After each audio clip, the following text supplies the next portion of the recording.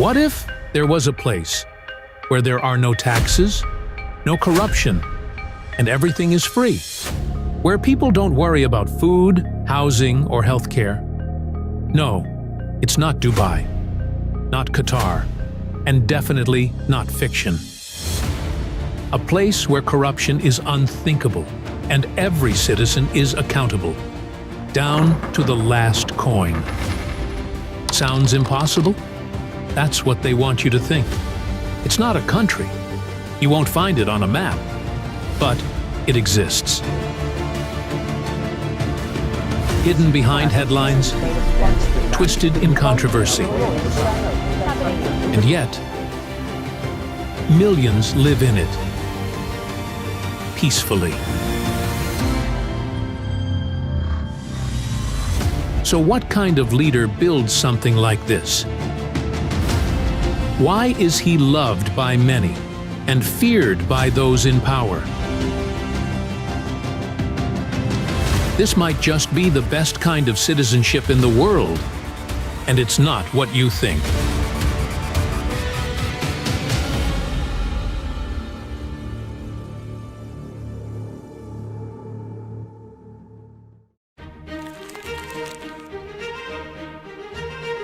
This isn't your typical community. It has its own systems, its own leadership, its own rules, its own economy. It's structured, it's orderly, and somehow, it just works. There's no chaos, no begging, no crime. Just purpose.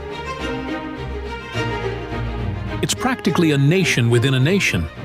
But unlike any nation you know, this one operates on something almost extinct today: absolute integrity.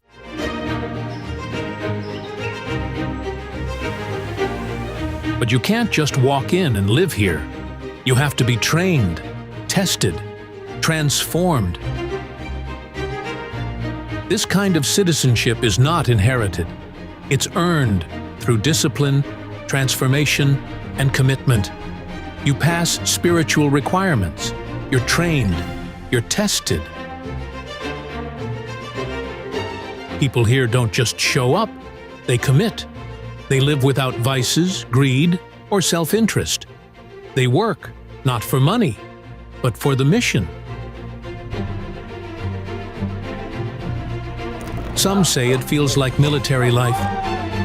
Others say it feels like heaven on earth.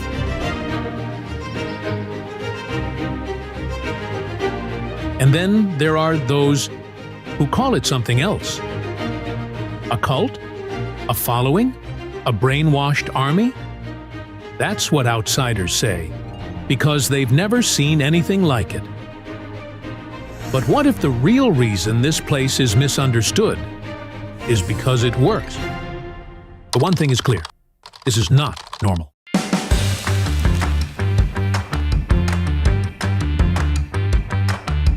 Okay, let's address the elephant in the room. They say, everything is free here. Education? Free.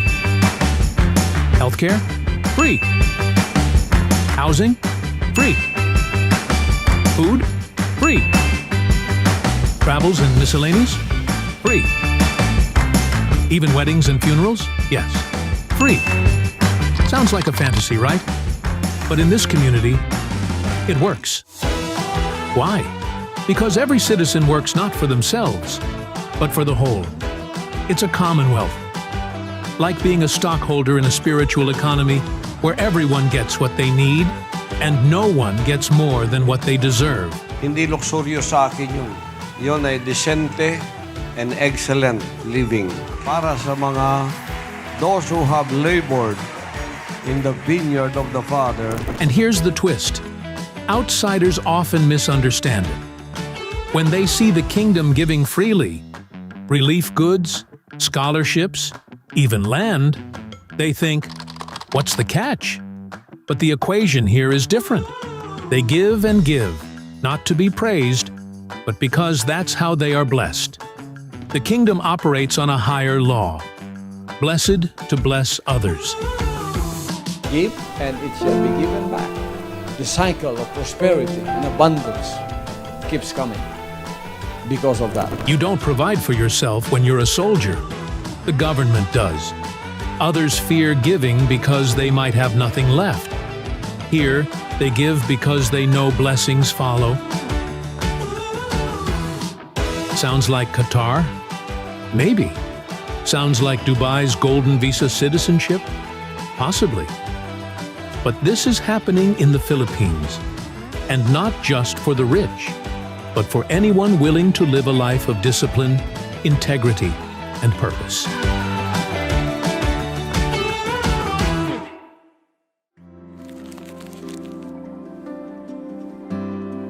Let's talk about governance. In the secular world, people run for office to gain. In the kingdom, people are assigned to serve, and there's no room for corruption. The leader, Pastor Apollo C. Quibeloy, is often accused of living in luxury. But here's what they don't tell you. Everything he owns is used for the mission. Private jets and helicopters, used for global massive evangelization,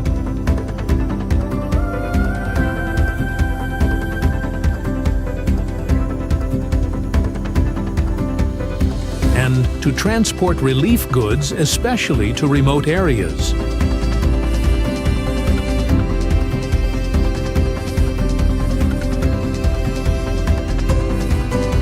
Massive compounds, home to thousands of volunteers in the Philippines and in different countries around the world. You only take what's designated for you, nothing more. In the kingdom, misusing even a single peso is not just a sin. It's a betrayal of sacred trust and collective responsibility. In a world where corruption is culture, this nation chooses to be the exception. Here, every coin is accounted for, because in the kingdom, accountability isn't optional. It's a covenant. And yes, this very teaching has drawn criticism. People accuse Pastor Quibeloy of using the tithes for personal gain. But the truth is clear. Everything in the kingdom is accounted for. The facilities, infrastructures, the aircraft, the missions, all are dedicated to service. The kingdom doesn't hide where the money goes. You can see it in feeding centers,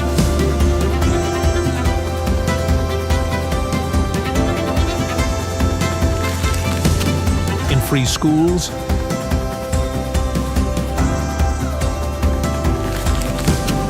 in disaster relief,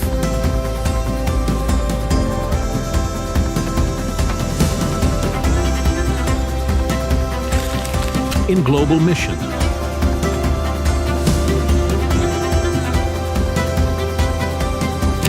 Nothing is hidden. Nothing is wasted. In fact, the principle of tithing isn't unique to the kingdom. Even the nation of Israel, blessed and prosperous, honors this principle. Israelis are known tithe givers. The Bible is clear. Those who honor God with their substance, He will bless beyond measure. As it is written in Malachi 3:10, "Bring ye all the tithes into the storehouse, that there may be meat in mine house, and prove me now herewith, saith the Lord of hosts, if I will not open you the windows of heaven, and pour you out a blessing, that there shall not be room enough to receive it." And in Proverbs 3:9-10, "Honor the Lord with thy substance, and with the first fruits of all thine increase. So shall thy barns be filled with plenty, and thy presses shall burst out with new wine." So, why is the kingdom blessed? Because they obey. And when you obey the laws of God, including financial laws, the blessings are not optional. They are inevitable. And maybe, just maybe, that's why many are against him. Because when someone boldly speaks against corruption, it threatens the corrupt. When someone leads by example and demands that the government serve its people, not oppress them, the system fights back. The Philippine government has politicized his identity. They've even jailed him, a spiritual leader, simply for standing against a system that fears change. But inside the kingdom, the people stand by him because they know why he's being attacked.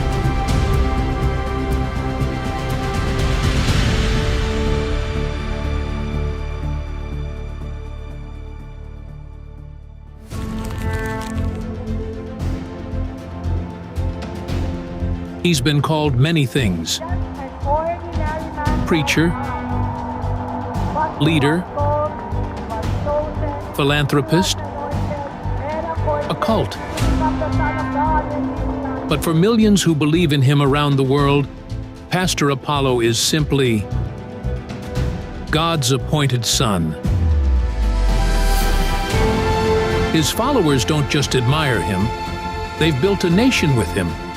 A nation of 7 million members across 200 countries and territories and in over 2,000 cities worldwide. He started from nothing, literally eating bananas every day. Now, he feeds over 10,000 full-time missionaries daily in the Philippines alone.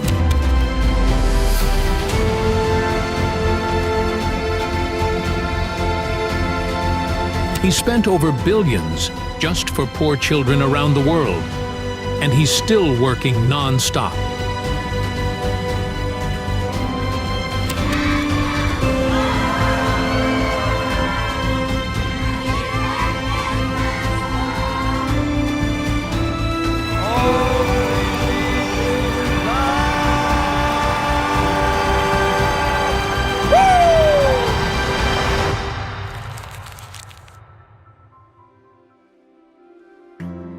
When you help the poor, you are lending to the Father, and it will be the Father who will give and pay you back.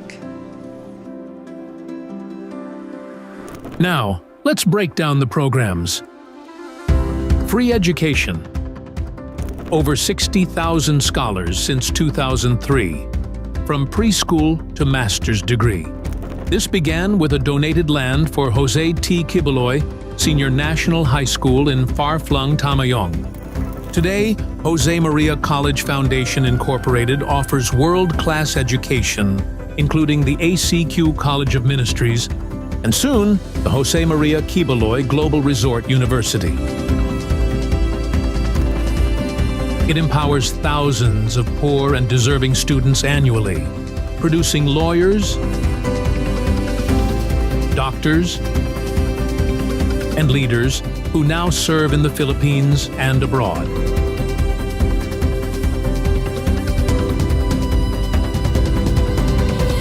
Children's Joy Foundation. Orphans, street kids, and abused children across continents, all cared for, fed, housed.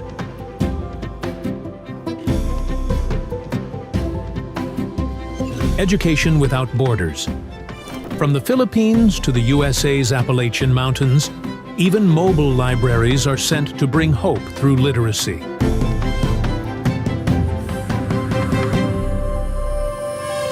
Indigenous Advocacy, UNIFIL, brings water systems, roads, solar power, reading centers,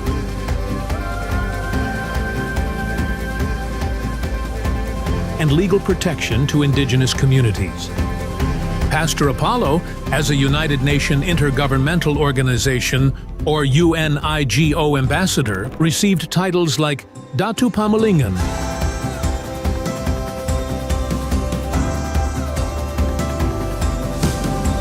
and Datu Tudlabun in honor of his deep respect and service.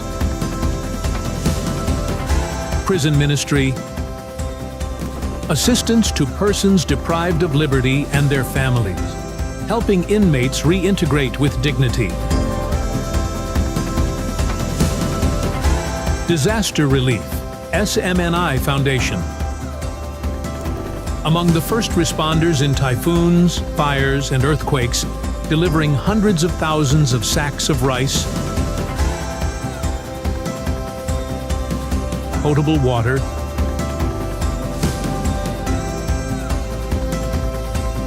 medicine, and more.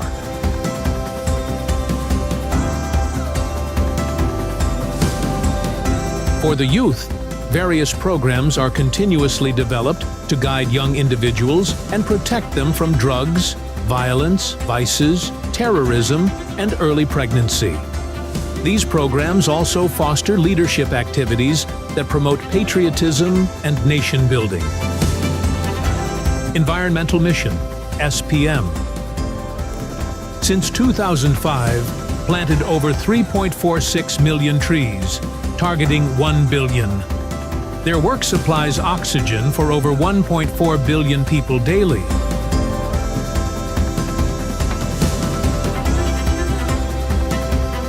Their Kalinison campaign collects tons of garbage nationwide, promoting a cleaner, safer environment.